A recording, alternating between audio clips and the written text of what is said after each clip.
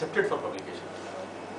It had been accepted. So she shared with me the findings as also the complete paper. She said that it is likely to be published in this issue of this particular journal. So the interesting thing is that in my PhD thesis I have a reference which is, the date is beyond my submission date. that it was published in this issue and PhD is on this date, and 2 years down the line it will be published, so I have referred to that. It will be published in this as communicated by the author. So see, what some people can do is that she sends me that, I can get it published. Even before it gets published there in that, so it becomes my paper. See the kind of trust that they have in fellow researchers. And this is the kind of help that they extend. So I think, yesterday's observation, I think it will be important. We gather yesterday's observations and see. One of the things that I felt was that the style of the format which is in writing, which is introduction, etc., and the way guys were talking, they were not coordinated well. So presentation was.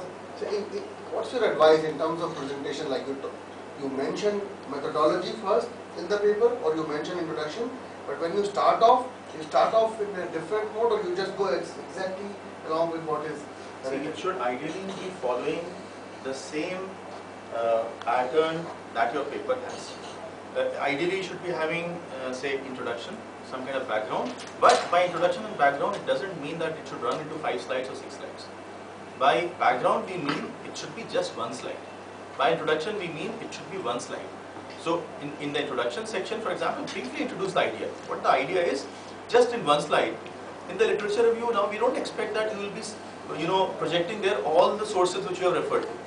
You can refer to 1 or 2 major sources which are very, very relevant, and then simply say that you have scanned the literature from this date to this date. Okay. To convince the audience that you have gone through all the relevant publications, say journals from this date to this date have been scanned, say from 1970 to 2008, all of them research papers have been scanned by me. Simply mention the date, that's enough. Then you move on to the, say, the grey areas. The areas which you, on the basis of literature review, you found are areas in which people have not ventured into. They have not, the research gap in a way. Where does that gap exist? Because when you are, moving into that domain, so it's expected that for some reason you're doing it. It's not that simply for the heck of it, some kind of replicative study you're doing. Though you can do a replicative study also. For example, it can be in the sense that this study was done in the context of X country, I want to do it in the context of my country. So this is acceptable. But simply, if someone has done it in India, again you want to do, unless there is absolute necessity, I'll suggest don't go for that. Unless, for example, say someone did it, say 10 years back. Now you want to see how things have changed. It can be done. But someone did it, say, just a year back or 2 years back, and then again you want to go for the same study. That is not advisable. So then, after that research gap, what is expected from you is that you will directly move on to the research design part, the methodology what you adopted, and in that, of course, we want that there should be objectives of the research, hypothesis that you have identified, and of course, in the hypothesis, remember, as I shared yesterday, that when you are writing a research paper, each of the hypotheses should be supported with literature.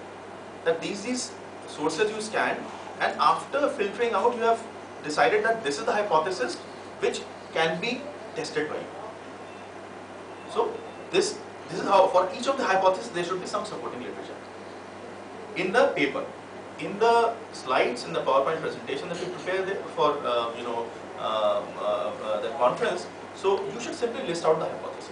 And again, the hypothesis should not be, as I said earlier, not more than 10 or 7 like that. Don't have, say, 2 slides or 3 slides, all hypotheses you have. People lose interest. Yesterday we had 9 in one paper. 9 objectives. See, again, that was too broad. If you have, say, again, 9 objectives are there.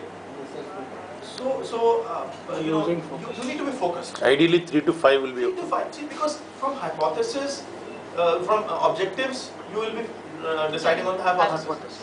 So it should be at least 3-4 of broad objectives from the point of view of that focus area. Not that broad means a very broad objectives. Any area that you've decided on that, broadly, this is what you are planning to discuss, and these are the hypotheses that you will be including for your study. So the hypothesis, then of course you talk of the statistical tools that you will be using on that. why you are you have decided to use those statistical tools. For example, why you have gone for t-test, why you have not gone for man-MTU test, why you have gone for ANOVA, not for Kruskal values. Do you justify that the nature of my data was that? Now, there comes the role of the nature of data which you have generated, whether it's nominal, ordinal, interval ratio. So you need to very clearly mention, see, this is the reason why I have gone for this particular statistical test. Because my data is nominal, my data is ordinal, my data is interval scale, or it is ratio scale. So that's why. Then you will say that, okay, though of course it's say not any kind of random sampling you've used, but still keeping in mind previous researches, because they too have followed similar kind of strategies, so I've decided to use this. Though you accept openly that though the data is not random, the sample was not generated through this. So you mention that, and then you come down to your that statistical tools which you have used. Then you, based upon that, you will be presenting whether your hypothesis was accepted or rejected, and don't list out alternate and null zones. One is sufficient because it's understood. The logical opposite of that null is the alternate hypothesis. So why to simply cram the slides with hypothesis? So this is then to show that okay, this is how you tested.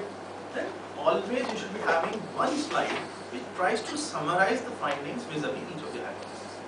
That by summarization I mean that write down the null hypothesis, and in front of it in another cell write down whether it was accepted or rejected.